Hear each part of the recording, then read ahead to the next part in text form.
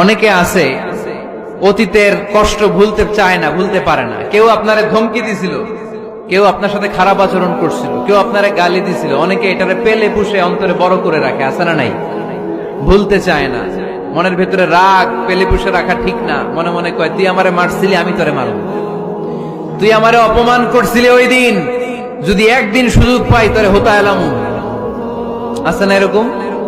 সেই 20 বছর আগে আপনারা সব অপমান করছে, ওইটারে পেলে পুষে আপনি অন্তরে নিয়ে বয়ে বেড়াচ্ছেন। আর এই হিংসা ক্ষোভ যদি রাগ ভিতরে রাখেন, এটা আপনারা জ্বালায় দেয় ভিতরে, জানেন?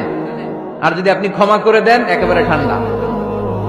জানেন এই ফর্মুলা আপনারা? এজন্য রাগ, ক্ষোভ, হিংসা কখনো অন্তরে পুষে রাখতে নাই।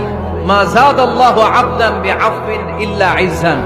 কোন বান্দা যদি তার অন্য কোন ভাইকে ক্ষমা করে দেয়, আল্লাহ তাআলা এই ক্ষমাকারীর সম্মান আর মর্যাদাকে বাড়িয়ে দেয়। আল্লাহ তাআলা নিজে ক্ষমাশীল।